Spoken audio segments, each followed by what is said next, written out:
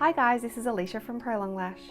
If you're a lash artist determined to make a career, or you're currently on the path to mastering the art of eyelash extensions, you may have had moments of restlessness or frustrations or feelings of failure whilst doing lashes. And honestly, every lash artist has undergone these emotions at some point. So don't worry, don't give up on this fantastic career. As always, Prolong Lash want to help you. We've listed down some errors beginner lash artists make so you can be prepared for these and hopefully avoid making these mistakes yourself. Remember, if you find yourself in one of the following situations, never fear, every mistake is a learning opportunity. So let's begin talking about prep time. When your client walks in for their appointment, do you rush the prep time and get straight on to applying lashes? This can lead to premature fallout or messy looking infill.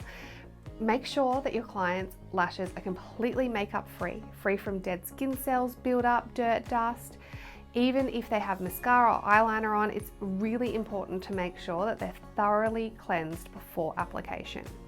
You need to remove any grown out extensions before beginning the process as well to ensure that the result of your infill is a perfect lash line. You don't want any of those grown out crazy lashes sticking in there. And remember, lash extensions do not stick to dirty eyelashes. So my tip for you in this circumstance is to educate your clients. It's going to be a huge time saver for you in the long run. If your clients turn up with the cleanest possible lashes that they could have, that they've been looking after for the past 3 weeks, it's going to be so much easier at refill time for you. The next common mistake is about mapping. In the truest sense, without a map, your lashing efforts may be lost. There is a reason why lash training courses have extensive parts about mapping. So overlooking it is a big mistake. Every client has different eye shapes, different face structures, and different natural lashes. So to create a set of extensions that accentuate the eyes in a flattering way and avoid drawing attention to the less desirable facial traits is an art, and mapping is your key to creating the perfect set. My tip is if you can have your client send a picture of their face before the appointment, you can actually start to analyze and plan your map before your client even arrives. Now let's talk about eye pads. Some clients are far too shy to tell you when they're uncomfortable. So if your eye pads have snuck up into the waterline, you could be in for some trouble. Gel leaking from the eye pads can cause a burning sensation, it can cause redness and ongoing irritation or even excessive watering. So if you're using surgical tape to assist with holding down the lashes as well, this can also sneak up and even cut the eyeball in a really extreme circumstance. So my main tip is to communicate with your clients and just stress the importance of telling you if they feel uncomfortable.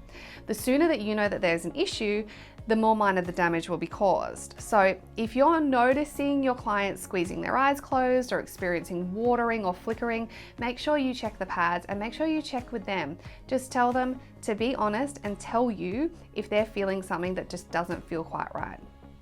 The next mistake can be a surprise for some lash artists, and it is brushing too often. When applying lashes, it's super tempting to grab a mascara wand and just give them a brush every now and then to see how the shaping is coming up. And while we do recommend the occasional brush through, brushing them constantly is not only wasting your time, but if the glue is not 100% dry, the glue can actually spread from lash to lash and make the extensions stick to their neighboring lashes. And that results in a lot of extra work for you to separate them all.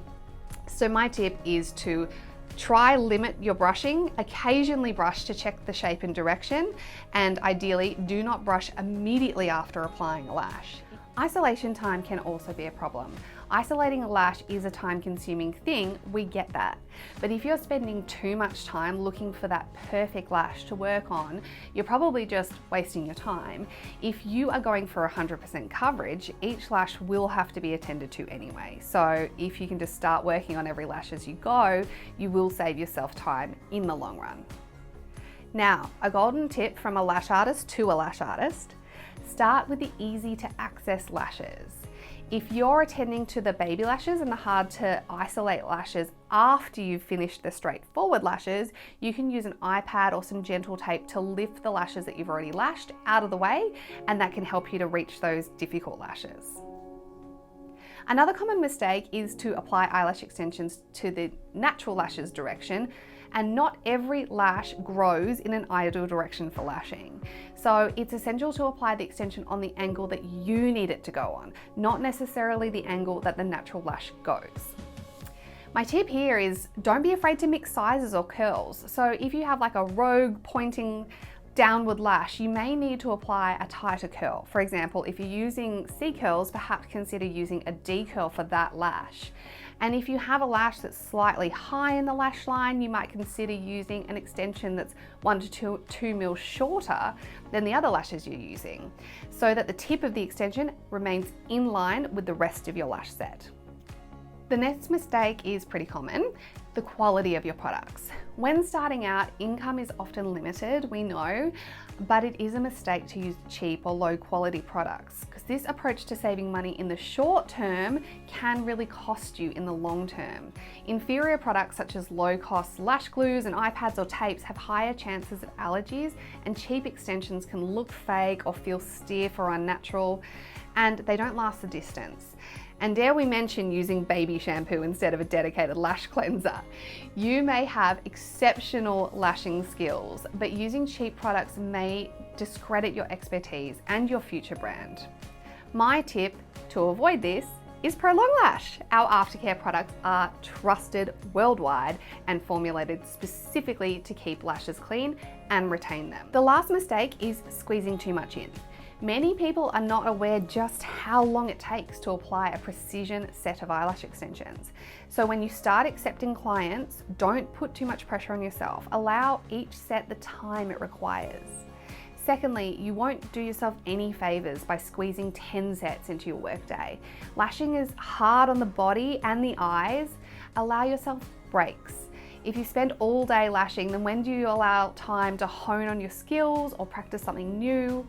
You may fear losing or irritating clients because of the time you're taking, but doing a subpar work will save time but will cause more damage to your clientele and your career in the long run.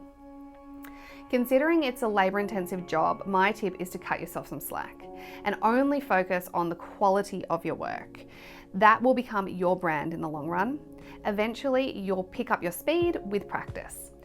Advertise the times each service takes so people know how long it will take before they book in their appointment and when they turn up, and stick to your guns. Don't let someone talk you out of your lunch break or starting or your finishing time. Lock those times in your diary. Downtime is essential. The world of eyelash extensions is unlike any other, and for that reason, the lash community is close-knit. And there are many resources out there for you to share in. Get involved in lash conferences, lash forums, or community groups. If your lash trainer is worth their salt, then they should be able to provide you with ongoing support or mentorship. And trusted suppliers like Prolong Lash, we have dedicated staff to help you with your concerns and queries. Remember to give yourself grace. Use mistakes as learning opportunities. Prioritize rest times, dedicate time to practice, and provide a quality service to your customers. You will build a strong and trusted brand in no time. Well, that's it for today. I hope this video was useful for you. For more content just like this, access our website, subscribe to our YouTube channel, and follow us on socials. Bye for now.